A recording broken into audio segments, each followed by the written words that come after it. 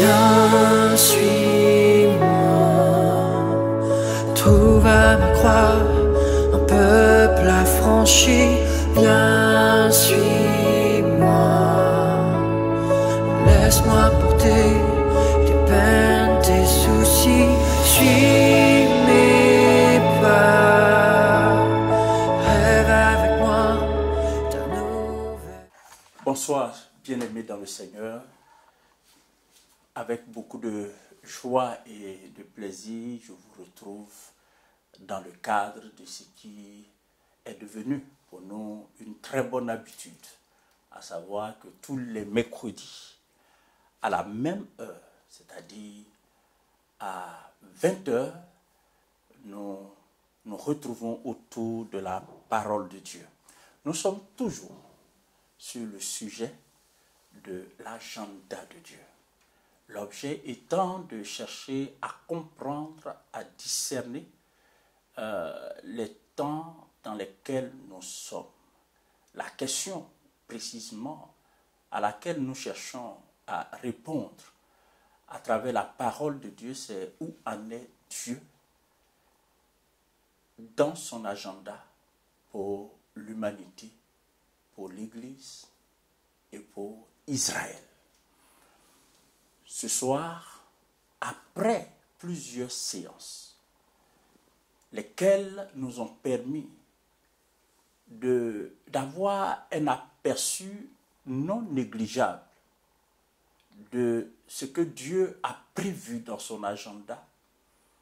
Donc, après ces différentes séances, ce soir, nous allons aborder un sujet capital. Ainsi, le sous-thème de ce soir, c'est l'enlèvement, un événement capital dans l'agenda de Dieu. L'enlèvement, un événement capital dans l'agenda de Dieu. Je voudrais, avant d'aller plus loin, que nous prions. Excellent Père, c'est une grâce que nous avons à nouveau d'être autour de ta parole, de pouvoir sonder ta parole, de pouvoir examiner ton agenda afin de comprendre le temps dans lequel nous sommes et surtout l'heure qu'il fait à ton horloge. Donne-nous la lumière nécessaire.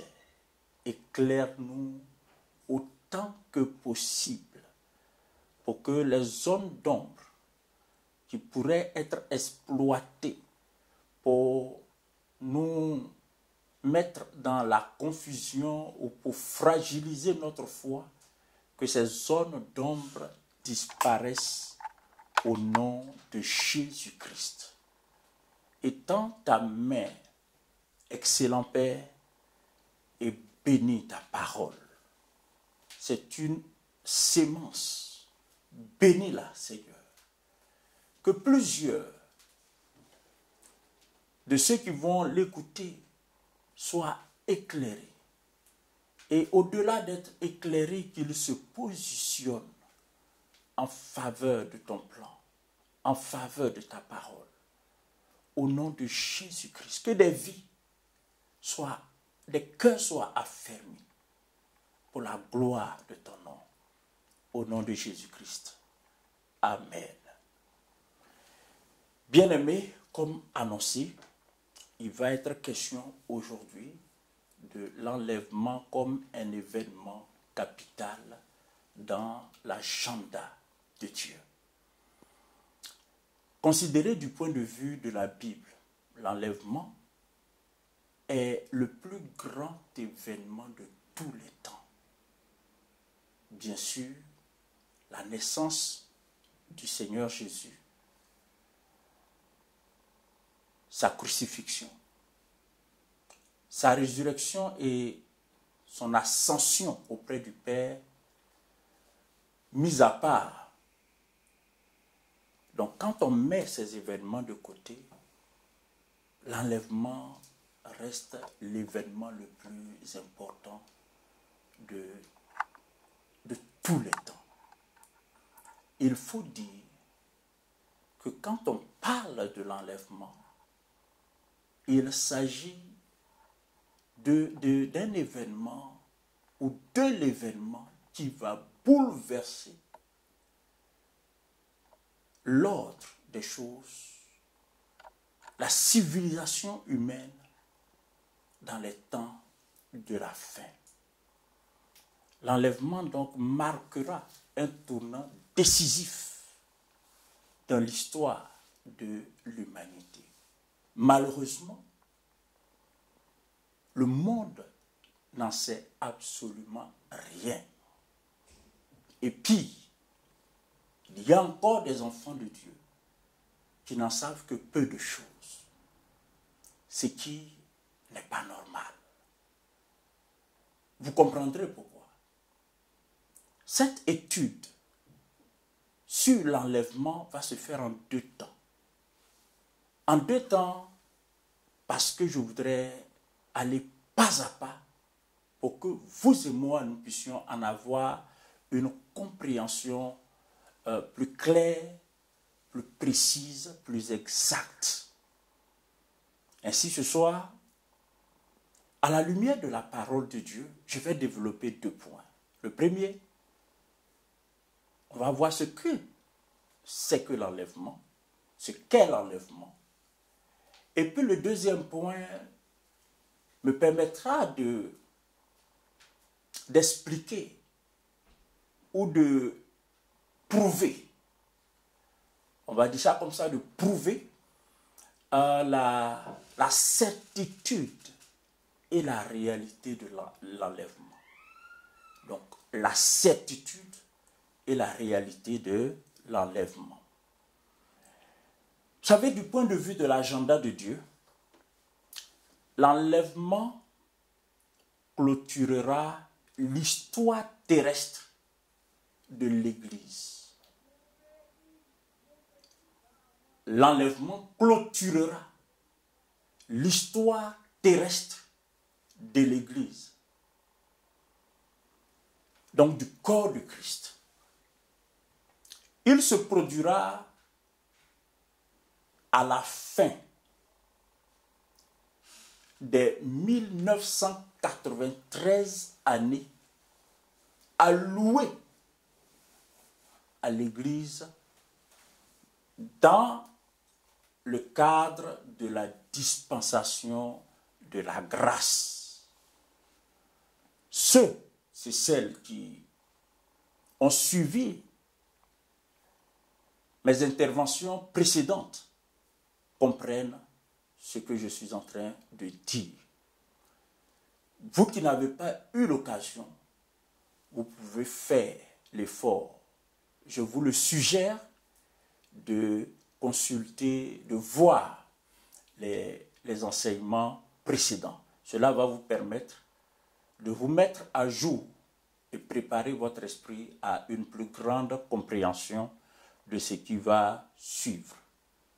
Donc je disais que l'enlèvement va clôturer l'histoire terrestre de l'Église, donc du corps de Christ. Et du point de vue de la chronologie biblique, sans entrer dans les détails que vous connaissez déjà, elle, ou du moins l'enlèvement va se produire à la 1993e année de l'histoire de l'Église. Et bien aimés, nous ne sommes pas loin des 1993e année. Cela veut dire quoi? Cela veut dire qu'en fait, l'enlèvement va se produire 7 ans avant l'établissement du règne de 1000 ans. Car quand vous faites 1993 plus 7, ça fait 2000 ans. Or, 2000 ans, c'est le temps alloué à la dispensation de la grâce.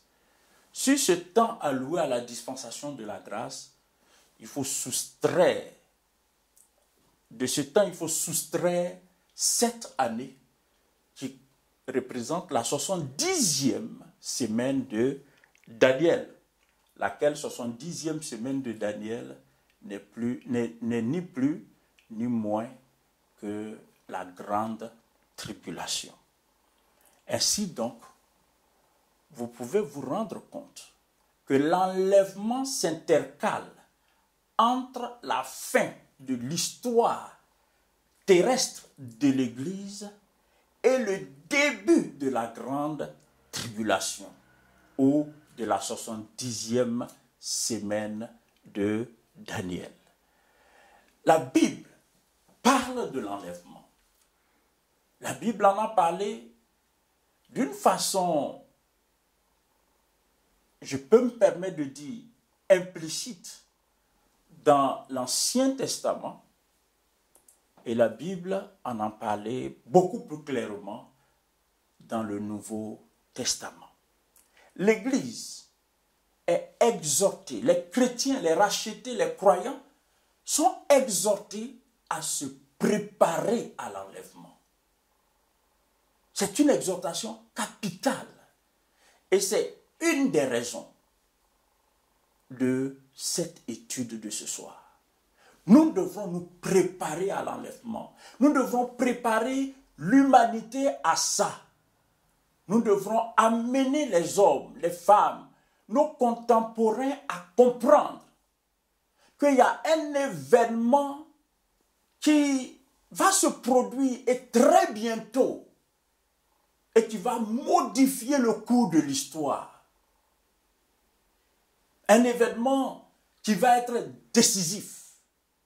Je le disais tantôt, cet événement va être un tournant décisif dans l'histoire de l'humanité. Jamais dans l'histoire de l'humanité, après le déluge, jamais un événement sera comme l'enlèvement. Jamais. Bien-aimés, tendez l'oreille. Soyez attentifs. Je vais traiter ce sujet en 2 temps. Aujourd'hui et la semaine prochaine. Ce soir, il va être question pour moi, de définir l'enlèvement. Je pense qu'il faut partir de là. Et puis, à la suite de la définition, j'essayerai avec la grâce de Dieu de démontrer la certitude et la réalité de l'enlèvement. Alors, qu'est-ce que l'enlèvement? Qu'est-ce que l'enlèvement? Je voudrais lire avec vous 1 Thessaloniciens, chapitre 4, à partir du verset 13. 1 Thessaloniciens, chapitre 4, à partir du verset 13. Nous ne voulons pas, frères, que vous soyez dans l'ignorance au sujet de ceux qui dorment, afin que vous ne vous affligiez pas comme les autres qui n'ont point d'espérance. Verset 14. Car si nous croyons que Jésus est mort et qu'il est ressuscité, croyons aussi que Dieu ramènera par Jésus et avec lui ceux qui sont morts.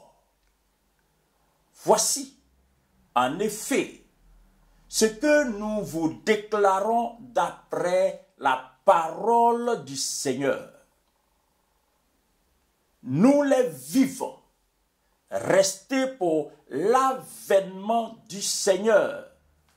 Nous ne dévancerons pas ceux qui sont morts, car le Seigneur lui-même, tendez bien l'oreille s'il vous plaît, car le Seigneur lui-même a un signal donné à la voix d'un archange, au son de la trompette de Dieu, descendra du ciel et les morts en Christ ressusciteront premièrement. Ensuite, nous, les vivants, qui serons restés, nous serons tous ensemble enlevés avec eux sur des nuées à la rencontre du Seigneur dans les airs.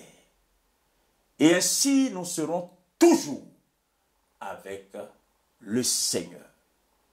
Consolez-vous donc les uns les autres par ces paroles. Ce texte mentionne le mot enlèvement à travers le participe enlevé. Il est dit au verset 17, nous les vivants qui serons restés, nous serons tous ensemble enlevés. Nous serons tous ensemble enlevés. Alors, qu'est-ce que l'enlèvement? Il faut noter avec moi que l'enlèvement consistera au retrait des élus.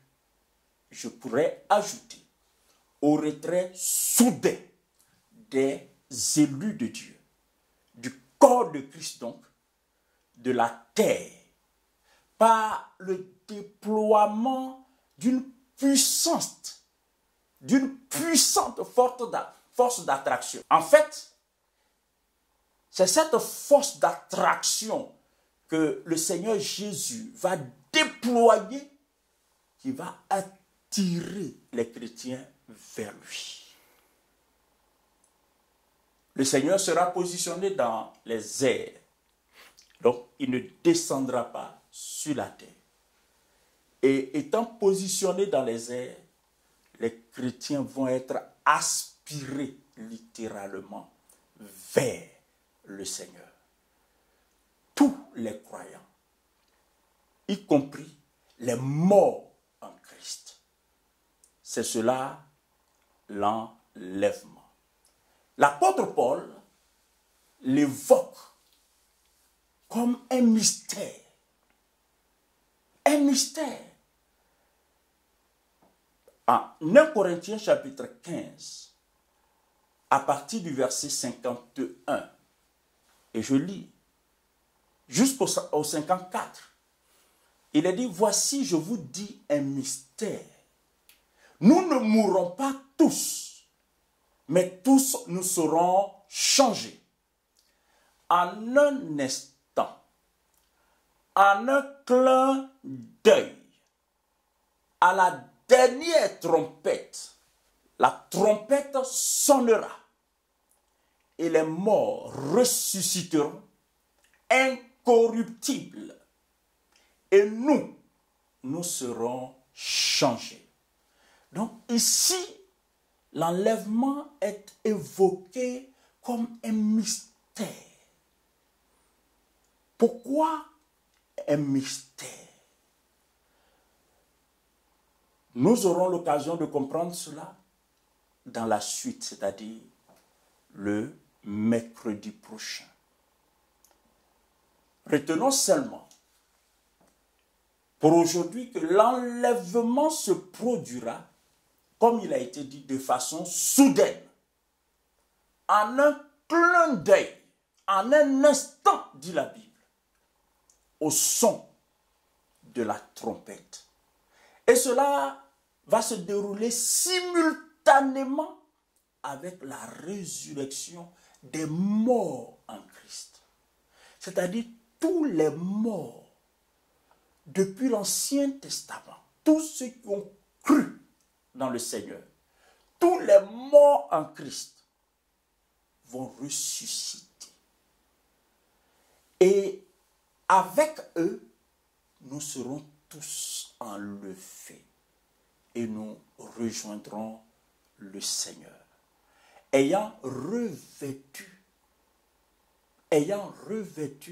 pour la circonstance et de façon définitive un corps incorruptible, ce que la Bible appelle l'incorruptibilité.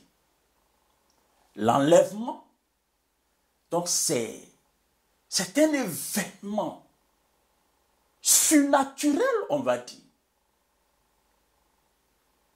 qui va concerner les enfants de Dieu, l'Église, les rachetés, tous ceux et celles qui, à un moment donné de leur vie, ont pris la décision d'accepter Jésus comme leur Seigneur et Sauveur, et cela de façon sérieuse, sincère et définitive. Tout cela, la Bible dit qu'ils seront enlevés. Ils seront enlevés en tant qu'enfants de Dieu, selon qu'il est écrit, à tous ceux qui l'ont reçu et à ceux qui croient en son nom, elle a donné le pouvoir de devenir enfants de Dieu. Vous savez, tous les hommes sont des créatures de Dieu, mais tous ne sont pas enfants de Dieu. Que cela ne vous choque pas. Vous qui entendez ces choses pour la première fois, Dieu ne fait acception de personne, mais c'est une vérité incontestable. Il ne suffit pas d'être créé par Dieu. Il faut devenir enfant de Dieu. Le mercredi prochain, je reviendrai sur le genre de personnes, la catégorie de personnes qui participera à l'enlèvement. Ceux qui auront le privilège. Ce sera le plus beau convoi de tous les temps. Aujourd'hui, nous avons été informés qu'il y a des milliardaires qui sont en train de financer des voyages spatiaux. Ils veulent aller sur la Lune. Ils veulent aller au-delà de la Terre. Mais nous n'aurons rien à payer. Nous n'aurons pas à débourser un franc. Mais simplement parce que nous avons accepté Jésus. Parce que nous sommes membres du corps de Christ. Très bientôt, nous serons enlevés. C'est-à-dire, nous serons retirés de la terre par une force qui va être déployée par le Seigneur Jésus lui-même. Parce que le Seigneur Jésus sera dans les airs. Et étant dans les airs, il va nous attirer à lui.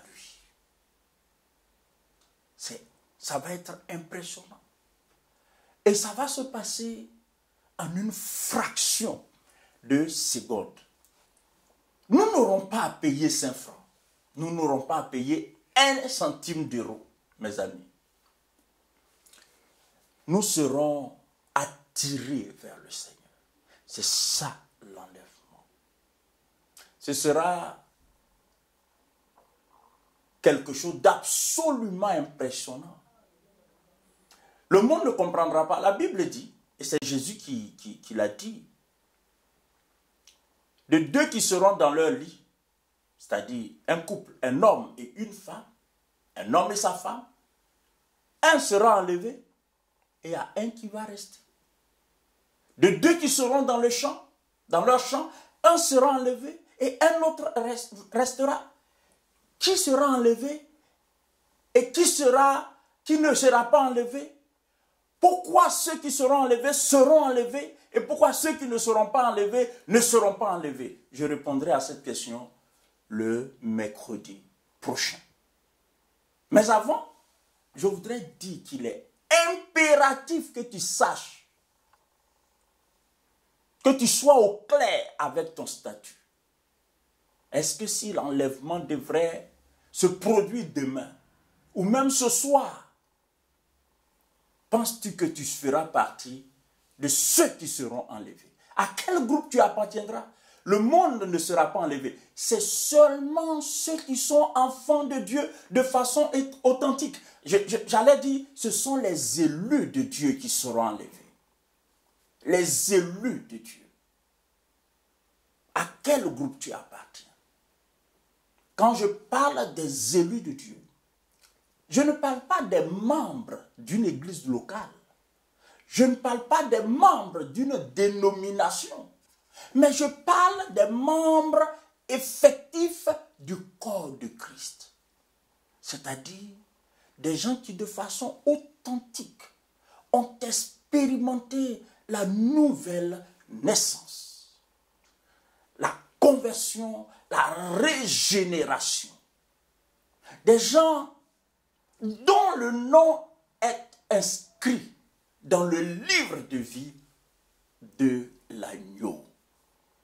Des gens qui ont reçu du fond de leur cœur, selon Romains chapitre 8 et le verset 14, des gens qui ont reçu en eux-mêmes le témoignage qu'ils sont, auxquels sont enfants de Dieu. Ce témoignage tient lieu d'état civil. C'est l'état civil que Dieu, n'est-ce pas, donne à chacun de ses enfants. Si tu n'as jamais reçu ce témoignage, au fond de toi, il y a lieu que maintenant que tu écoutes ce message, que tu marques une pause. Il n'est pas tard. Il pourrait être tard, mais aujourd'hui, il n'est pas tard. Pendant que tu écoutes ce message, tu peux ouvrir ton cœur et dire au Seigneur, je prends la décision de te recevoir dans mon cœur, comme mon Seigneur, comme mon Sauveur. Je veux t'appartenir. Je veux faire partie de tes brebis. Je veux faire partie du corps de Christ. Je veux être à toi. Je veux être à toi. Je t'invite à prendre le gouvernail de ma vie. Deviens le maître absolu de ma vie. Pardonne mon passé. Je me détourne de ma vie passée. Je me détourne de mes croyances passées. Je me détourne de tout ce qui m'a caractérisé avant d'entendre ce message. Et je te donne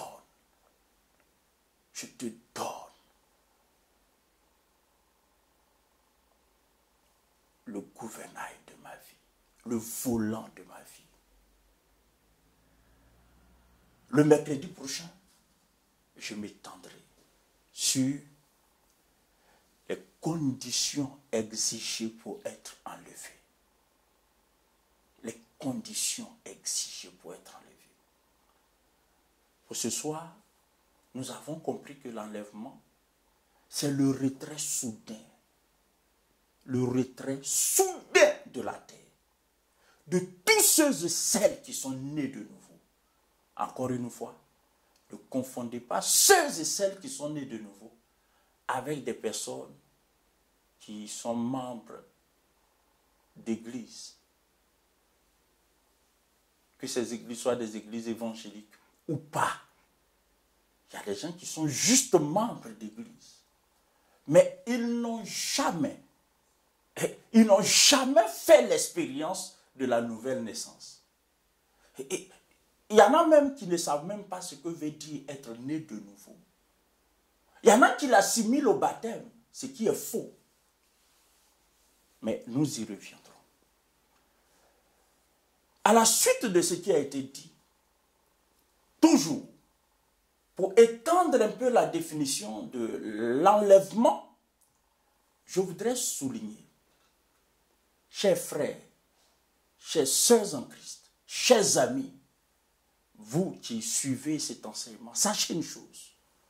Il ne faut pas commettre l'erreur de confondre l'enlèvement et l'avènement l'enlèvement de l'Église et l'avènement du Seigneur Jésus. C'est deux événements différents. Nous avons lu un texte tout à l'heure en 1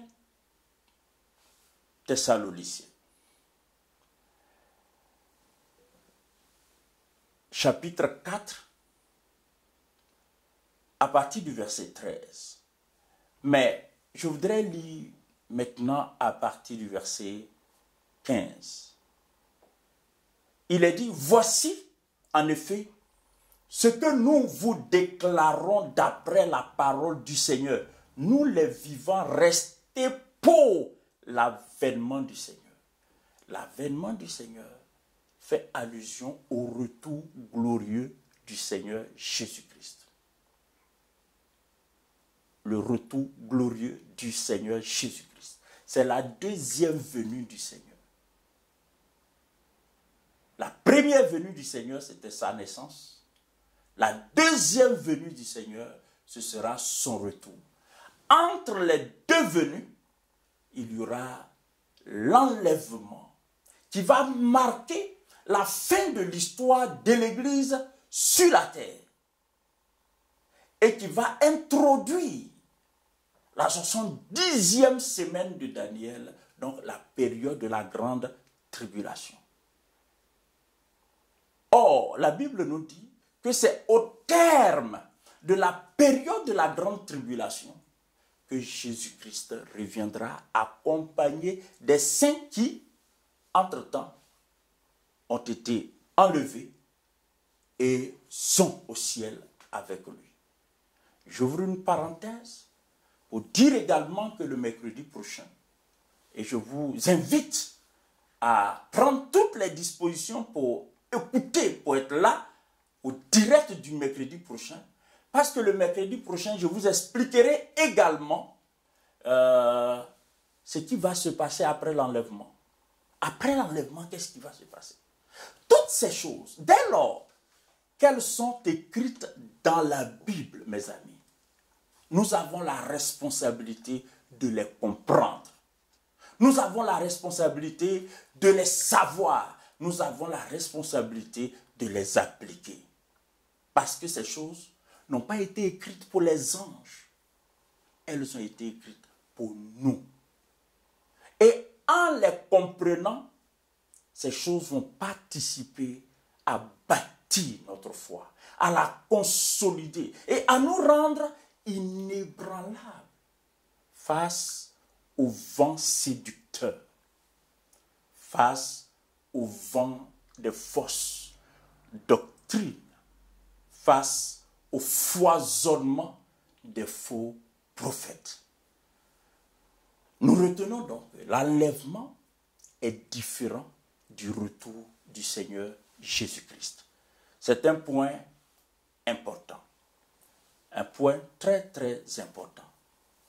Il faudrait, enfin, dans le cadre de cette définition, il faudrait retenir que lors de l'enlèvement, je dis bien lors de l'enlèvement, le Seigneur Jésus-Christ sera dans les airs. Il ne descendra pas sur la terre. L'Église, les chrétiens, les fidèles, les rachetés de Dieu, les élus de Dieu en un mot, iront à la rencontre du Seigneur dans les airs. Le Seigneur ne descendra pas sur la terre. Tandis que, lors de son retour, il descendra sur la terre. Il descendra sur la terre. Donc, voici un autre élément qui nous aide à comprendre la différence entre l'enlèvement et le retour du Seigneur Jésus-Christ.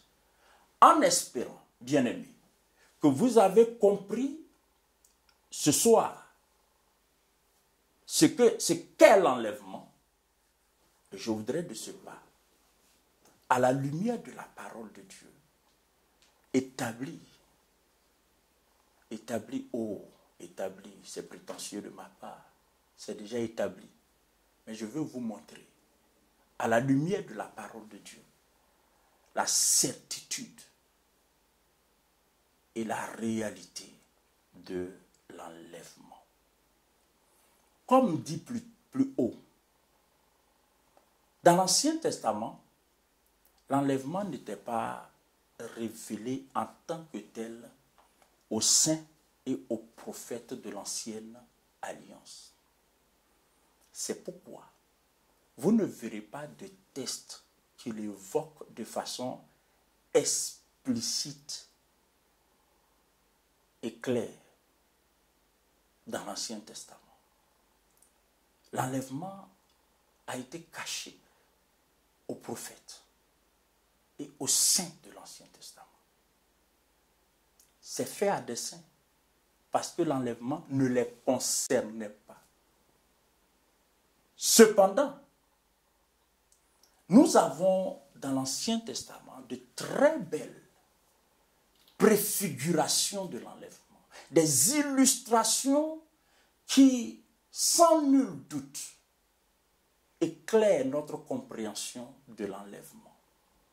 Je voudrais m'en référer ce soir pour qu'il soit établi en nos cœurs la certitude et la réalité de l'enlèvement. Dieu, encore une fois, fait preuve d'une sagesse qui ne nous étonne pas, puisque Dieu lui-même est la source de la sagesse.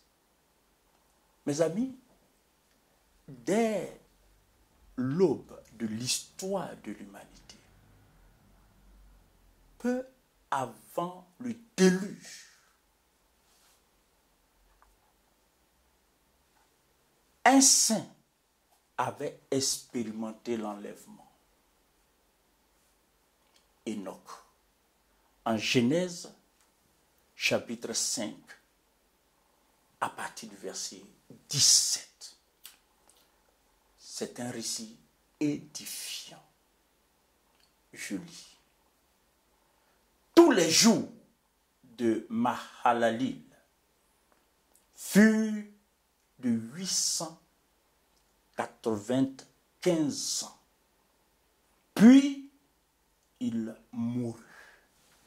Donc, tous les jours de Mahalalil furent de 895 ans. Puis il mourut. Jéred, âgé de 162 ans, engendra Enoch. Jéred vécut après la naissance d'Enoch 800 ans. Et il engendra des fils et des filles. Tous les jours de Jéred furent de 962 ans. Puis il mourut. Verset 21. Enoch, âgé de 65 ans, engendra Methushélah. Enoch, après la naissance de Methushélah, marcha avec Dieu 300 ans. Et il engendra des fils et des filles. Tous les jours d'Enoch furent de 365 ans. Enoch marcha avec Dieu, puis il ne fut plus, parce que Dieu le prit. Enoch donc a été le premier homme dans toute l'histoire de l'humanité à expérimenter le mystère de l'enlèvement. C'est le premier homme bien-aimé qui n'a pas connu la mort. Le témoignage d'Enoch est, de ce point de vue, révélateur.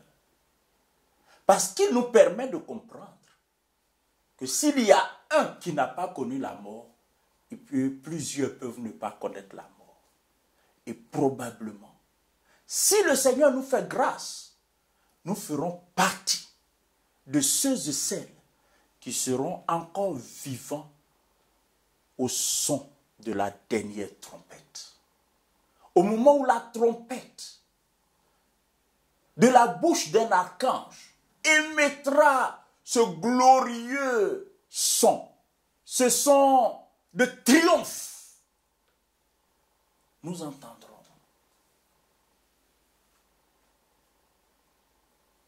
le Seigneur. Nous entendrons le ciel se réjouir et nous serons enlevés nous serons enlevés vivants. Ça nous paraît incompréhensible. Mais ça s'est déjà produit. Enoch n'a pas connu la mort. Il a été enlevé. Si Enoch a été enlevé, c'est que l'enlèvement est une réalité. Si Enoch a été enlevé, c'est que l'enlèvement est une certitude.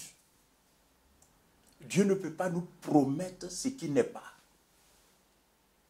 Il y a un deuxième exemple d'enlèvement dans la Bible. C'est celui du prophète Élie. La Bible dit, en 2 Rois chapitre 2, en 2 Rois chapitre 2, à partir du verset 1 jusqu'au verset 12, je vous prie de prendre du temps pour lire ce texte une fois à la maison. Mais, pour une question de gain de temps, je voudrais juste vous lire les versets 9, 10, 11 et 12. Au verset 9, il est dit, lorsqu'ils eurent passé, Élie dit à Élisée, demande-moi tout ce que tu veux que je fasse pour toi avant que je sois enlevé d'avec toi. Voyez, avant que je sois enlevé. Élie, en tant que prophète, avait reçu de Dieu qu'il serait enlevé. L'enlèvement est une réalité. Ce n'est pas de la fiction. L'enlèvement n'appartient pas au registre des fables ou de la mythologie. Non, ce n'est pas un mythe. Ce n'est pas un mythe. Enoch a été enlevé. Et Élie a dit à Élisée, je vais être enlevé. Je vais être enlevé. Mais si tu me vois au moment où je serai enlevé, ce que tu demandes, tu vas l'avoir. Donc, il dit, demande ce que tu veux pour toi, avant que je sois enlevé d'avec toi. Il savait qu'il devrait être enlevé. Il en était sûr. Si tu es né de nouveau, si tu es sauvé, si tu as reçu le témoignage en toi que tu es enfant de Dieu, sois sûr que ta fin consistera tout au moins en deux choses. Soit tu quittes la terre comme tout le monde, par le chemin de la mort, soit tu quitteras la terre par l'enlèvement. Personnellement, je prie que Dieu me fasse la grâce de vivre jusqu'à l'enlèvement. De vivre jusqu'à l'enlèvement. D'être enlevé. Je veux expérimenter la joie de l'enlèvement. Parce que je porte en moi la certitude de la réalité de l'enlèvement. Soyons certains, l'enlèvement est une réalité. C'est un fait qui est attesté, c'est un événement qui va se produire. À coup sûr, à coup sûr. Au verset 10, Élie dit, tu me demandes une chose difficile, mais si tu me vois, pendant que je serai enlevé d'avec toi, cela t'arrivera ainsi, sinon cela ne t'arrivera pas. Comme il continuait à marcher en parlant, voici un char de Dieu, un char de feu, et les chevaux de feu les séparaient l'un de l'autre. Élie monta au ciel dans un tourbillon extraordinaire. C'est vrai que il y a des gens qui auraient du mal à croire ça, mais c'est la vérité. Vous savez, il s'est passé quelque chose il y a des années en arrière dans une église en Afrique de l'Ouest, dans un pays de l'Afrique de l'Ouest, un pasteur qui, en plein séminaire, sur l'eschatologie, parlait de l'enlèvement, était en train de démontrer par A plus B à la lumière de la parole de Dieu que le temps vient et il n'est pas loin où l'église sera enlevée. Dans son auditoire, il y avait des gens qui avaient du mal à croire. Il y avait des gens qui pensaient que le pasteur était en train de raconter des histoires à dormir debout. Vous savez ce qui s'est passé? Je vous parle d'un fait vrai. Pendant qu'il était en train de prêcher, le pasteur a été soulevé de terre. Sa tête touchait à peine le plafond de l'église. Et pourtant, le plafond de l'église était assez haut. Sa tête touchait. Tout le monde, les gens pensaient que c'était l'enlèvement. Mais Dieu avait fait juste une démonstration. Le pasteur est descendu. Pour le pasteur lui-même, ce fut une expérience extraordinaire. Pour ceux qui étaient là, ce fut une expérience extraordinaire. Le Seigneur venait de cautionner, d'une manière extraordinaire sa parole qui était en train d'être dispensée. Frères et sœurs, vous qui m'écoutez présentement, je voudrais partager avec vous cette certitude. Elle est clairement établie dans la parole de Dieu. La certitude de la réalité de l'enlèvement. Élie a été enlevé, comme Enoch a été enlevé. Les deux ont été enlevés. Il y a un troisième exemple d'enlèvement dans la Bible. Un troisième exemple d'une expérience d'enlèvement dans la Bible. Nous l'avons en Actes chapitre 1. Donc, Actes chapitre 1. À partir du verset 1, je lis. Théophile, j'ai parlé dans mon premier livre de tout ce que Jésus a commencé de faire et d'enseigner dès le commencement, jusqu'au jour où il fut enlevé au ciel. Notez bien ça. Jusqu'au jour où il fut enlevé. Le Seigneur lui-même. Vous savez, le Seigneur n'a pas quitté la terre avec une fusée. Non. Suivons la lecture et vous allez voir comment ça s'est passé. Et la façon dont le Seigneur a quitté la terre, c'est exactement de la même façon que l'enlèvement va se produire. Amen. C'est exactement de la même façon. C'est pourquoi je parle de la certitude de la réalité de l'enlèvement. Ce n'est pas une fiction, ce n'est pas une imagination, ce n'est pas un mythe. Non, je vous parle de quelque chose de réel, quelque chose d'inéluctable. D'inéluctable.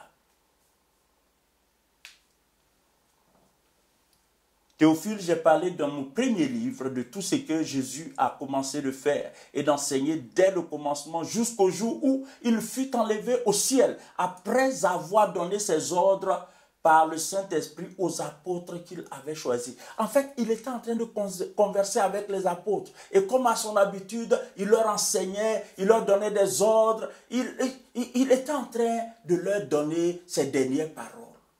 Et pendant qu'il le faisait, il a été enlevé. Je reviendrai là-dessus pour que vous compreniez que le jour de l'enlèvement, on sera toujours en train de vivre, on sera en train de travailler, on sera en train de lire, on sera en train de préparer, on sera en train de manger, on sera en train de vaquer à nos occupations habituelles quand l'enlèvement va se produire. Pour nous, ce sera la plus grande des bénédictions.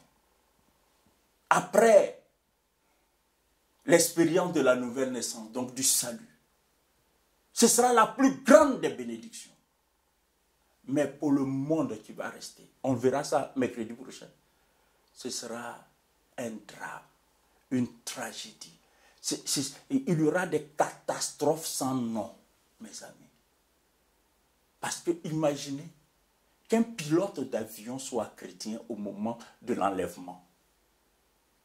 Le pilote part avec son copilote, les deux sont enlevés. L'avion va où? Dans l'océan. L'avion va où? Dans le désert. Imaginez des cars conduits par des chrétiens qui vont être enlevés. Parce que le Seigneur ne fera pas une annonce pour dire « Ah, envoyez des chauffeurs de remplacement parce que bientôt... » Non, la Bible dit « En un clin d'œil. » En un clin d'œil. En un clin d'œil. Il va se produire des choses graves. Imaginez des médecins chrétiens en train d'opérer quelqu'un et soudainement ils disparaissent de la salle d'opération. Les infirmiers seront désemparés, le malade désemparé, et il va y avoir des catastrophes sans nom, quoi. Bref, la Bible dit que le Seigneur parlait avec ses disciples. Donc la vie suivait son cours ordinaire. Et puis subitement, il est dit,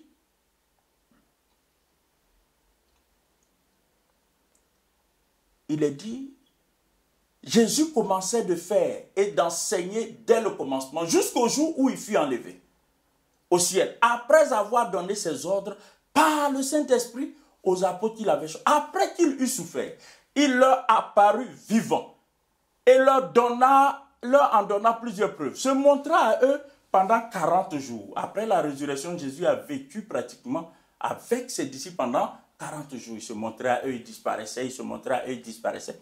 Pendant 40 jours. Et parlant de choses qui concernent le royaume de Dieu.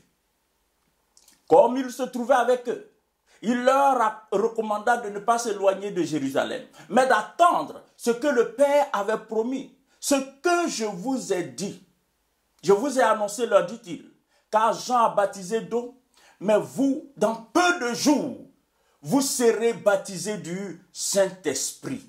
Alors, les apôtres réunis lui demandèrent, Seigneur, est-ce en ce temps que tu rétabliras le royaume d'Israël? Il leur répondit, ce n'est pas à vous de connaître les temps ou les moments que le Père a fixés de sa propre autorité. Mais vous recevrez une puissance. Le Saint-Esprit survenant sur vous.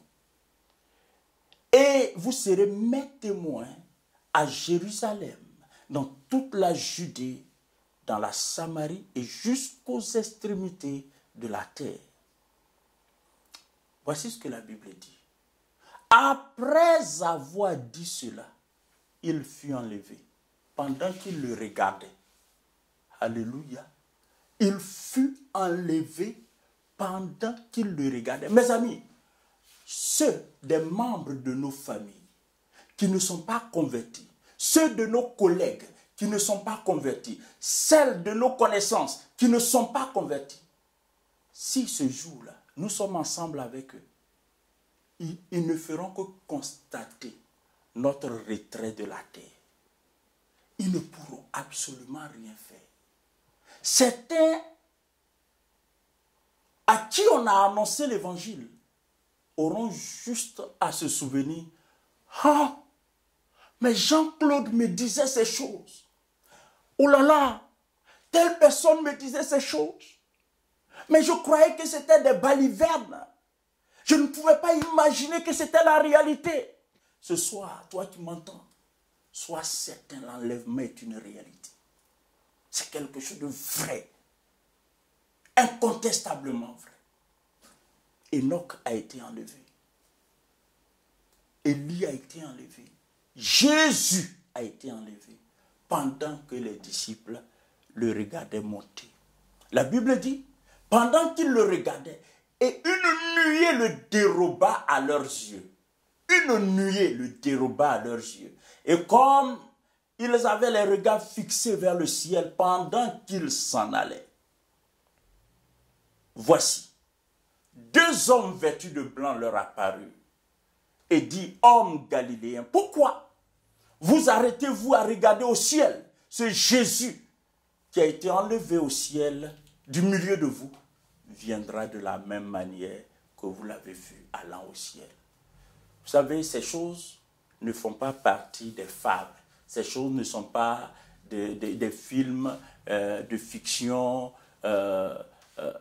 conçus par Hollywood ou Nollywood ou tout ce que vous voulez comme société cinématographique. Mes amis, c'est la parole de Dieu et ce sont des choses qui vont s'accomplir. Ces trois illustrations, ces trois préfigurations de l'enlèvement témoignent sans l'ombre d'un doute que nous sommes là en face d'un événement qui est authentique et qui est sur le point de se produire. En outre, la parole de Dieu, en Jean chapitre 14, versets 1 à 3, Jésus nous fait une promesse, on ne peut plus clair quant à son désir d'enlever son Église. En Jean 14, chapitre, versets 1 à 3, la Bible dit ceci: que votre cœur ne se trouble point. Croyez en Dieu et croyez en moi. Il y a plusieurs demeures dans la maison de mon Père. Si cela n'était pas, je vous l'aurais dit. Je vais vous préparer une place. Verset 3. Et lorsque je m'en serai allé et que je vous aurai préparé une place, je reviendrai.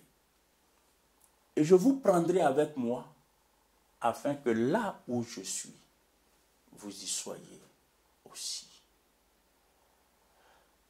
Après avoir entendu ces paroles, bien-aimés, nos cœurs doivent repousser tout doute quant à la réalité et à la certitude de l'enlèvement. C'est un événement qui va se produire et qui est sur le point de se produire. Je veux croire que ces quelques paroles au sujet de l'enlèvement vous ont aidé à vous positionner. Non seulement à comprendre ce qu'est l'enlèvement, mais à comprendre que l'enlèvement est un événement réel et certain. Mais ce qui sera mieux, c'est que dès maintenant, si vous n'êtes pas né de nouveau, si vous n'avez pas encore accepté Jésus comme votre Seigneur, je ne dis pas si vous n'êtes pas baptisé, je ne dis pas si vous n'êtes pas membre d'église, faites la différence, ne faites pas d'amalgame en la matière. Si vous n'êtes pas né de nouveau, la Bible dit, à tous ceux qui l'ont reçu, à ceux qui croient en son nom, la parole donne le pouvoir d'être appelé enfant de Dieu. Il y a un pouvoir que Dieu te confère d'être enfant de Dieu. C'est un certificat que Dieu te donne. Est-ce que tu l'as? Ce n'est pas un certificat papier. Mais le Saint-Esprit rend témoignage à ton esprit que toi, tu es circoncis de cœur, que toi, tu es né de nouveau. Avant le mercredi prochain, avant le direct auquel je vous invite et auquel je voudrais que vous invitiez vos amis, il faudrait que toi-même, qui m'écoutes, tu sois au clair avec ton statut. Est-ce que maintenant tu appartiens à ceux et celles qui seront enlevés? Je souhaite que tout soit fait, que tu fasses tout ton possible pour faire partie de ceux et celles qui seront enlevés. Cela dit, le mercredi prochain, avec la grâce de Dieu, je m'emploierai à vous expliquer le but de l'enlèvement. Pourquoi Dieu permet l'enlèvement? Je vous expliquerai aussi le moment où l'enlèvement aura lieu. Le moment. De façon approximative. Et puis, comme promis, les conditions à remplir pour être enlevé. Ça va nous permettre de savoir le genre de personnes qui seront concernées par l'enlèvement. Et enfin, je vous parlerai des événements qui vont avoir lieu après l'enlèvement, aussi bien sur la terre que dans les cieux. Mercredi prochain, ce sera une formidable aventure à travers la parole de Dieu. Que Dieu vous bénisse. Seigneur, merci de bénir ta parole, de bénir nos cœurs qui ont reçu cette parole. Fais prospérer ta parole dans nos cœurs au nom de Jésus-Christ. Et que par ta parole, Seigneur, nous soyons de ceux et celles qui demain seront consolés par l'enlèvement auquel chacun de nous prendra part dans le nom de Jésus-Christ. Amen.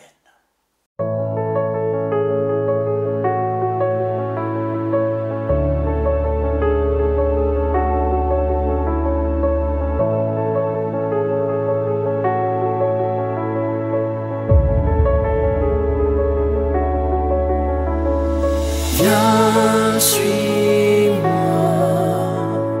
trouve à ma croix un peuple affranchi. Viens, suis-moi, laisse-moi porter tes peines, tes soucis.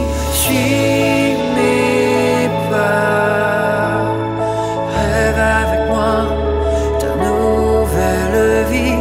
Viens, suis-moi.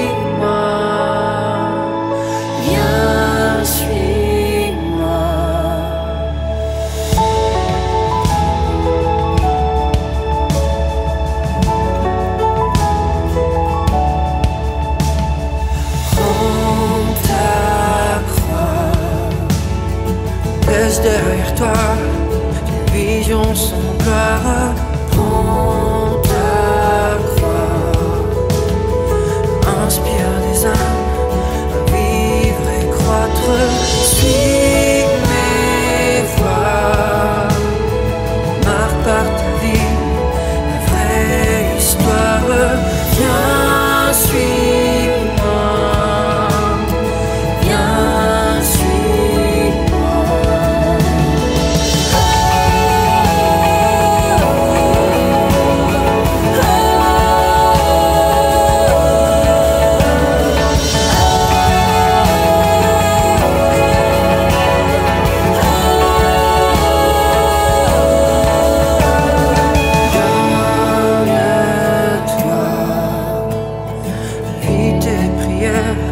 C'est les lumières, donne-toi, répands ton cœur au bout de la terre. Suis mes pas, endure pour eux, les pauvres, les malheureux. Viens, suis-moi, viens, suis-moi.